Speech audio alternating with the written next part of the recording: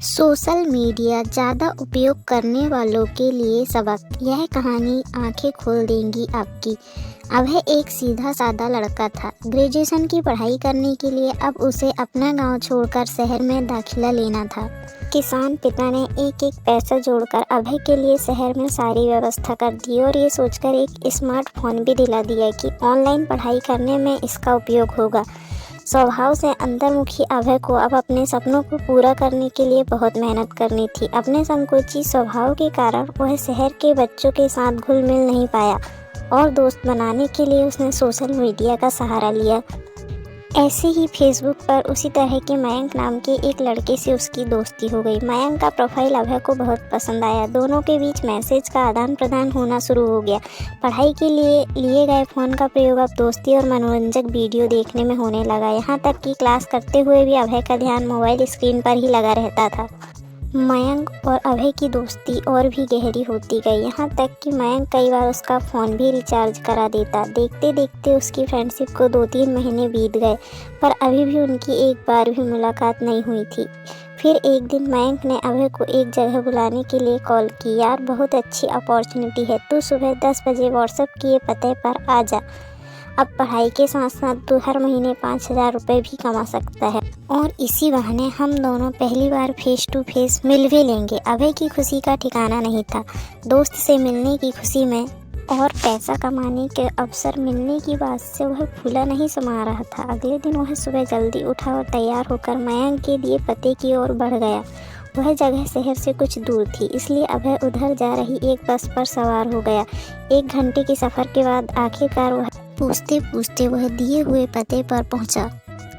अभी वह दरवाज़ा खटखटाता ही है कि इससे पहले एक कार उसके पास आकर रुकी। उसमें से एक 45 साल का एक अधेड़ व्यक्ति बाहर निकला और बोला, सुनो बेटा, क्या तुम्हारा नाम अभय है? जी अंकल, अभय बोला। मुझे मयंक ने भेजा है। दरअसल अचानक मीटिंग का स्थान बदल गया है। आओ कार में बैठो, तुम्हें सही जगह ले जा चलता हूँ, व्यक्ति बोला। अभय फौरन कार में बैठ गया और वे आगे बढ़ गए। व्यक्ति ने अभय की केयर करते हुए उसे पीने के लिए फ्रूटी दी। फ्रूटी पीने के करीब 3 घंटे बाद जब अभय की आंखें खुली तो उसने खुद को एक पार्क में लेटा हुआ पाया। उसे पेट के एक तरफ काफ़ी दर्द महसूस हो रहा था। मोबाइल और पैसे भी गायब थे। कुछ देर तक तो उसे समझ नहीं आया कि वो आखिरकार यहाँ कैसे पहुँच गया। फिर उसने शर्ट उठाकर दर्द वाली जगह देखी तो वहाँ एक चीरा लगा हुआ था। अभय का दिल तेजी से धड़कने लगा। वह समझ चुका था कि उसके साथ कुछ गलत हो चुका है। वह फौरन भागकर डॉक्टर के पास गया, पर डॉक्टर ने जो बात उसे बताई उसे सुनकर उसके पैरों तले जमीन खिसक गई। उसके शरीर से एक किडनी गायब थी। अब उसकी गांठों से खून नहीं वाली हालत हो गई।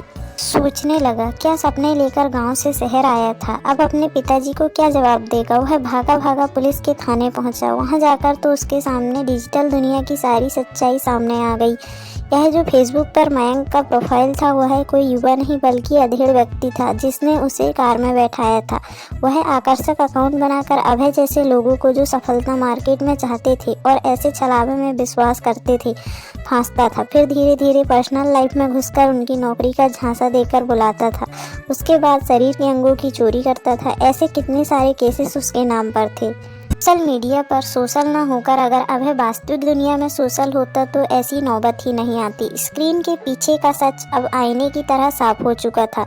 इतनी बड़ी ठोकर लगने के बाद अब उसने मोबाइल स्क्रीन पर अपना समय गंवाना बंद कर दिया।